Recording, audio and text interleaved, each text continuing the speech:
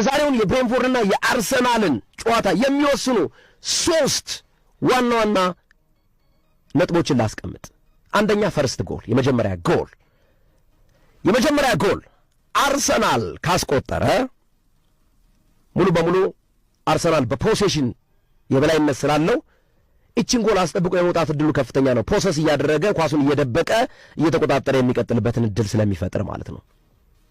የመጀመሪያውን ጎል ብሬንፎርድ ማግባት የሚችል ከሆነ ብሬንፎርድ የሎ ብሎክ ቡድን ነው። ሎ ብሎኩን ጠቅጥቆ ነው የሚዘጋው። ሎ ብሎኩን ይዘጋል፣ በካውንተር አታክ ይጫወታል። የዳይሬክት ፉትቦል ባህሪያት ስለሆኑ ካውንተር አታክ ማለት ነው። ስለዚህ የመጀመሪያ ጎል ወሳኝ የሚባል የጨዋታውን ሁኔታ የሚቀይር እንደሚሆን አስባለሁ። ሁለተኛ ሰከንድ ቦል ግጭት ወይም ፍልሚያ፣ የሰከንድ ቦል ፍልሚያ ዛሬ ላይ የምንመለከተው የዛሬ ጨዋታውን ሂደት የሚወስን ነው። ቀደም እንዳልኳችሁ ሰከንድ ቦል ምንድነው ብለናል? ረጅም ኳስ ተልኮ ወይ የአርሰናል ተከላካይ ወይ የአርሰናል ተጫዋች አሊያም የብሬንፎርድ አጥቂ ወይም የብሬንፎርድ ተጫዋች የመጀመሪያውን አየር ላይ ያለውን ኳስ ካወረዱት በኋላ መሬት ነጥሮ የሚመለሰው ኳስ ሰከንድ ቦል ነው ብለናል። እሱን ኳስ ለማግኘት የሚደረገው ፍልሚያ የዛሬውን የጨዋታ ሞመንተም ይወስነዋል። የጨዋታውን ሂደት እጅግ ወሳኝ እንዲሆን ያደርገዋል። ምክንያቱም ብሬንፎርድ በባህሪው ሰከንድ ቦል ይነጥቅና ሩጦ ሄዶ ጎል ለማስቆጠር የሚደረግ እንቅስቃሴ ላይ በጣም አደገኞች ስለሆኑ ማለት ነው። ይህንን በአርሰናል በኩል መቆጣጠር ያስፈልጋል።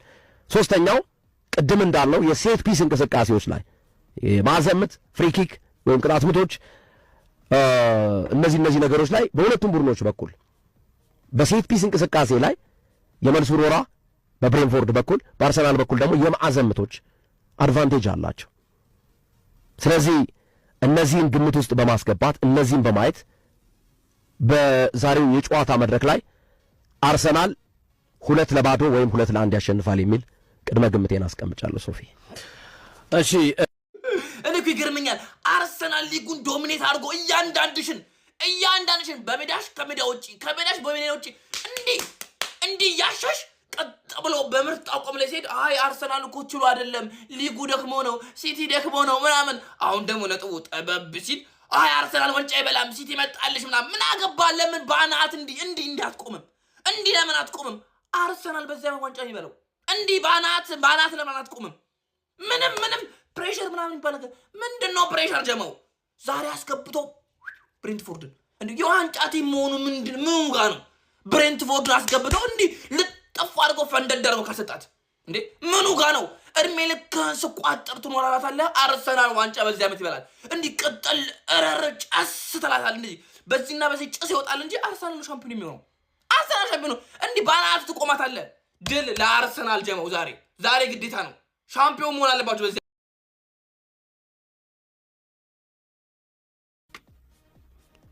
እና ብዙዎቻችሁ የምታውቁት ይመስለኛል ይህንን ታሪክ። ዴቪድ ራያ እስካሁን እዚያ አንገቱ ጀርባው ላይ ተነቅሶታል። ይህንን ውጤት 2-0 የሚለውን ብሬንፎርድ 2 አርሰናል 0 የሚለውን ውጤት ስቲል እስካሁን አንገቱ እዚህ ከጀርባው ተነቅሶ አለ፣ ንቅሳቱ አለ። ብዙ ጊዜ በኳሊቲዎች ይሸፍነዋል።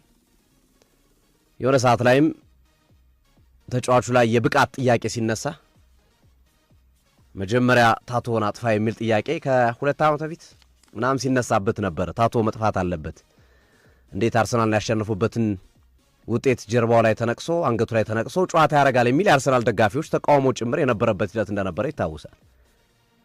ከዛ በኋላ ምን ላይ እንደደረሰ አላቅም። ያስለቀቀው አይመስለኝም፣ ያው የማይለቅ ንቅሳት። ነገር ግን በአርሰናል ቤት እያሳዩ ያለው አቋም ጥሩ ስለሆነ ያው ይሄ ጉዳይ እንደ ቢግ ዲል ሆኖ እየተነገረ አይደለም። ቢግ ዲል እንደ ትልቅ ጉዳይ እየተወራ አይደለም። ዛሬም ከብሬንፎርድ ጋር ስለሚጫወቱ ነው የታሪክ ትውስ ብሎኝ ያነሳሁት።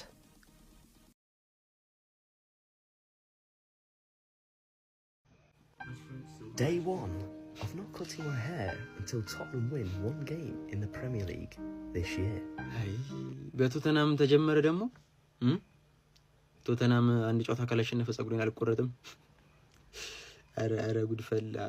እኔም ቶተናም 3 ነጥብ ካላገኘ ጸጉሬን አልቆረጥም። ቶተናም አንድ ጨዋታ ካላሸነፈ አረ ውርደት። እኔም 3 ነጥብ ካላገኘ ይሄን ጸጉሬን አልቆረጥም።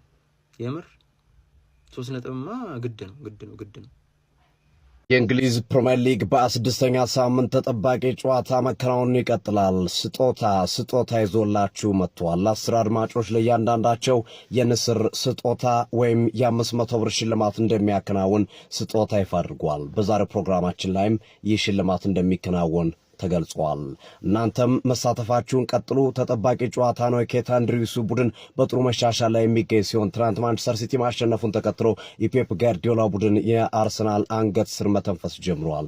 ሚኬል አርቴታ ምን አይነት ምላሽ ይሰጣሉ? ባለፉት ጊዜያቶች እንዲህ አይነት ጫናዎችን ተቋቁመው የሊጉ መሪነታቸውን ከ16 ሳምንታት በላይ አስጠብቆ መቀጠላቸው ይታወሳል። ጥያቄው ዛሬስ የሚለው ነው። ጠንካራው ብሬንፎርድን ሜዳው ላይ በብሬንፎርድ ኮሚኒቲ ስቴዲየም አንበርክከው መልሰው የነጥብ ልዩነቱን ወደ 6 በማስፋት አሁንም ከእንግሊዝ ፕሪሚየር ሊግ አለቃ የእንግሊዝ ፕሪሚየር ሊግ ሻምፒዮኖቹ እኛንን የሚል መልእክታቸውን ያስተላልፋሉ ወይ? አብረን የምንመለከት ይሆናል። እርሶም የዚህን ጨዋታ ውጤት በመገመት እንዲሸለሙ ስጦታ ይጠይቃል። ስጦታ በሽልማቱ ለመካተት የምትፈልጉ ማለት ነው። ይህንን ማድረግ ይጠበቅባቸዋል። አንደኛ ፕሌይ ስቶር ላይ ስጦታ ብላችሁ ታወርዱታላችሁ አፕሊኬሽኑን። ከዛ ትመዘገባላችሁ። ውጤቱን አይዲ ነምበሩንና ወይም ዩዘር አይዲያችሁን የዩዘር አይዲያችሁን ስምና እንደዚሁም ውጤቱን እዚሁ በመገመት ምሽት ላይ የ500 ብር ስጦታ ለ10 አድማጮች የሚሰጡ ይሆናል። የንስር ኮይንም ስጦታ የሚበረከትሎት ይሆናል። አሁኑኑ የስጦታን አፕሊኬሽን ፕሌይ ስቶር ላይ ያወርዱ። ቀላል ነው። ፕሌይ ስቶር ላይ ስጦታን አፕሊኬሽኑ ማውረድ፣ ከዛ በኋላ መመዝገብ፣ እዛ የዩዘር ኔማችሁንና ውጤቱን እዚሁ ቦታ ላይ መገመት፣ ምሽት ላይ መሸለም ነው። መልካም እድል፣ መልካም ጨዋታ፣ መልካም ቀን ይመቻችሁ። እሺ ዛሬ በቃ መጨረሻ ትልቅ የቋጠረው ቀን ነው። አቡዬ አለው በለኝ አንተ ነህ። በቃ አንድ ደግሞ የማንቼ ደጋፊ፣ ምንም የማንቼ ብቻ አይደለም የሁሉም ደጋፊ ማለት ነው። ዛሬ ቋጠሮ አርሰናል ላይ ግድ ነው። በቃ ይቋጠርበታል።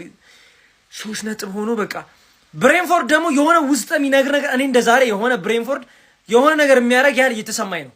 ገብቷል። አርሰናል ወይ አቻ ሲያስወጣው ይታየኛል ወይ ሲያሸንፈው። ዛሬ በከባዱ ነው።